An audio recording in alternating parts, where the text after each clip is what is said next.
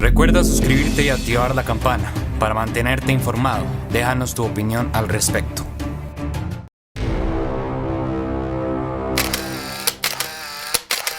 Saludos amigos en Central Noticias. La siguiente es una biografía corta de cómo Putin se ha mantenido en el poder de Rusia por más de 20 años, que lleva gobernando directa e indirectamente, con una reforma constitucional para optar el cargo hasta el 2030 con firmeza, un relativo carisma y un discurso que causa molestias y controversias en el resto del mundo. Se ha sabido ganar el sector del pueblo ruso. En este video te contamos algunos hitos que explican cómo Putin se ha logrado mantener en el poder en el país más grande del mundo. Luego de esto, un informe que anuncia la Casa Blanca con más medidas contra Rusia. Bienvenidos, comenzamos y no sin antes darles gracias a todos ustedes por estar acá.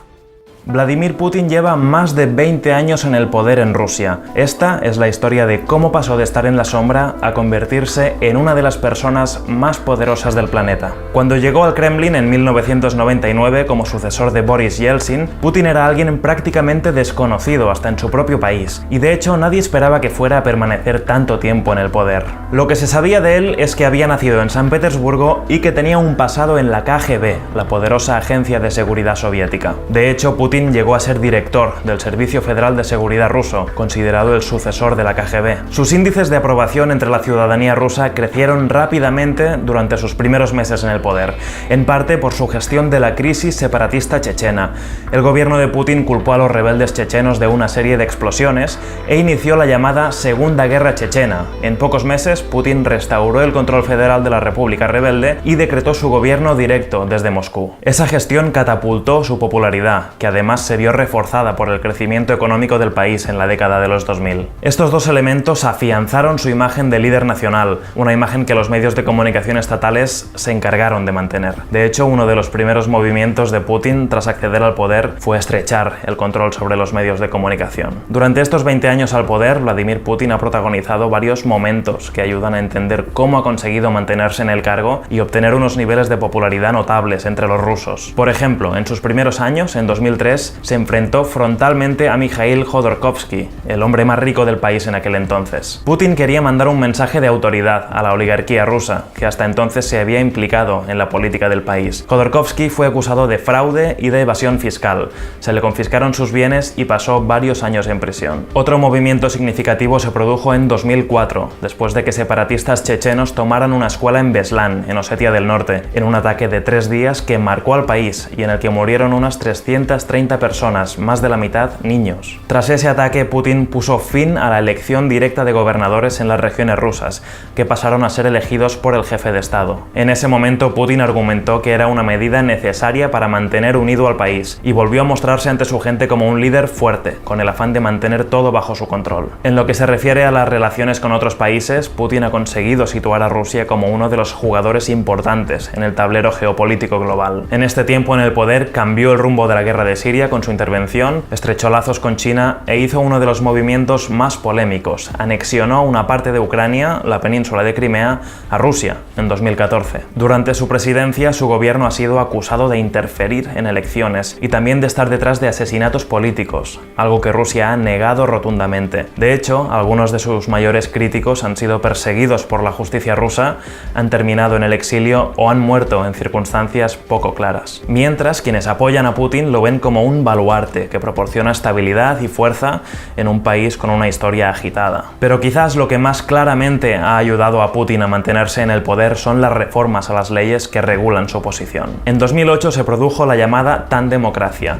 Putin dejó la presidencia del país, obligado por el límite de mandatos impuesto por la Constitución. Su protegido, Dmitry Medvedev, ganó las elecciones con un mensaje de continuidad y Putin pasó a ser primer ministro. Es decir, mantuvo la línea de control del país, aún con Medvedev de presidente. Pero además, durante su presidencia, Medvedev propuso una reforma constitucional que alargó los periodos legislativos, así que cuando Putin retomó la presidencia en 2012, lo hizo optando a 12 años más al frente del país, en lugar de 8. Fue en este nuevo periodo cuando fue catalogado como el hombre más poderoso del mundo por la revista Forbes durante 4 años seguidos, de 2013 a 2016. Y así llegamos a 2020. Cumplidas ya 2 décadas desde su llegada al poder, Putin lideró una nueva reforma constitucional que le permitiría optar a seguir en el cargo hasta 2036. Esta reforma fue sometida a un polémico referéndum que Putin acaba de ganar con una mayoría abrumadora de más del 75%. Si finalmente siguiese en el cargo hasta 2036, Putin se convertiría en el líder ruso con más años en el poder, superando incluso al ex jefe soviético Stalin, que gobernó durante casi 3 décadas.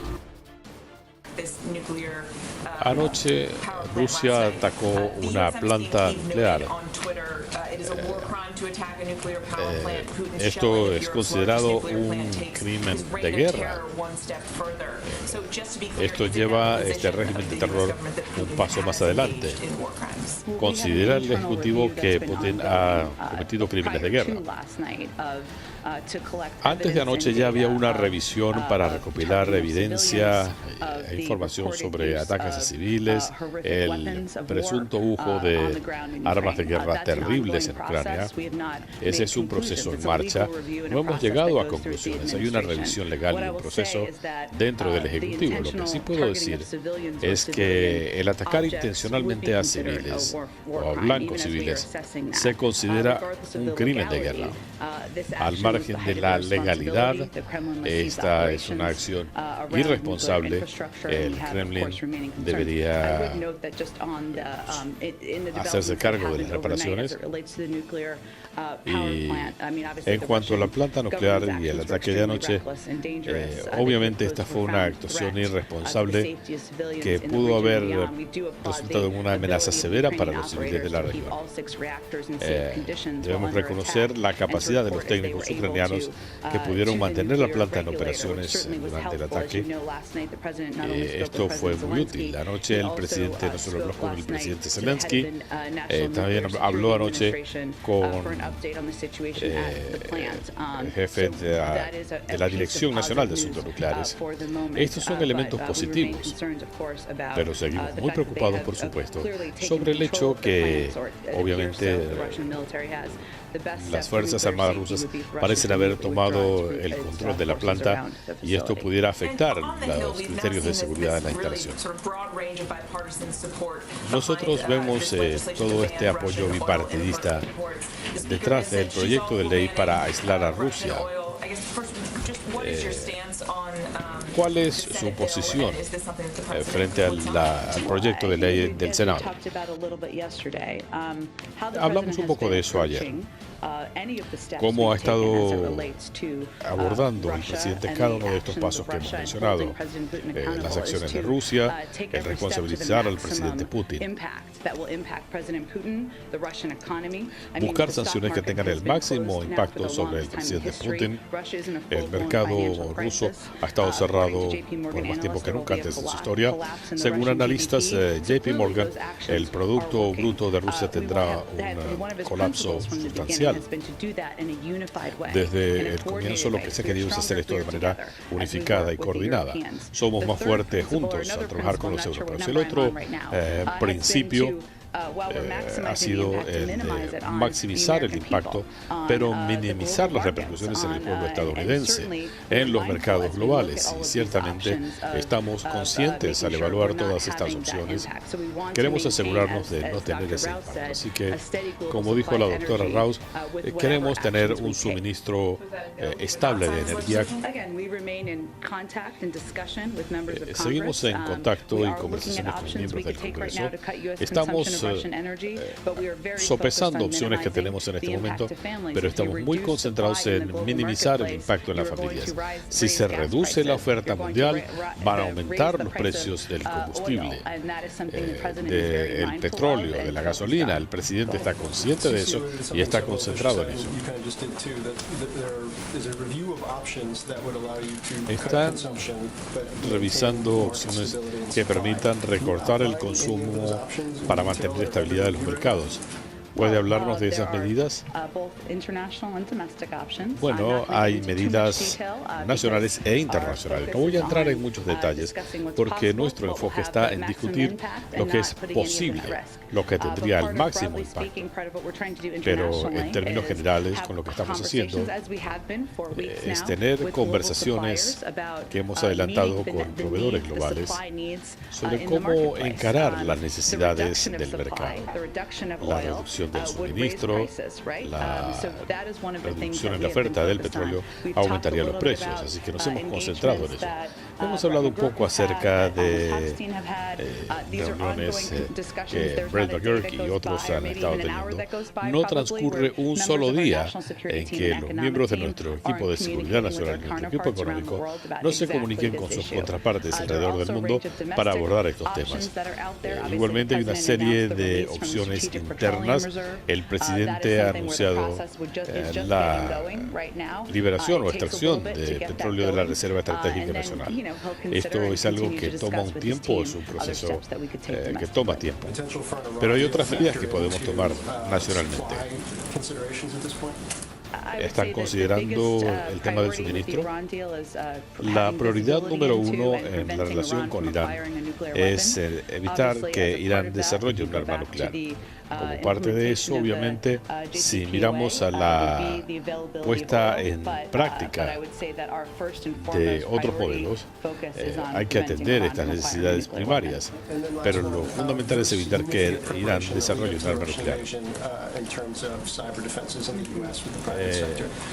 En cuanto a preparación para un ataque cibernético, ¿hay algún análisis que diga por qué no han sido atacados? Es una excelente pregunta, Phil. Creo que no hay nada que yo pueda decir desde acá.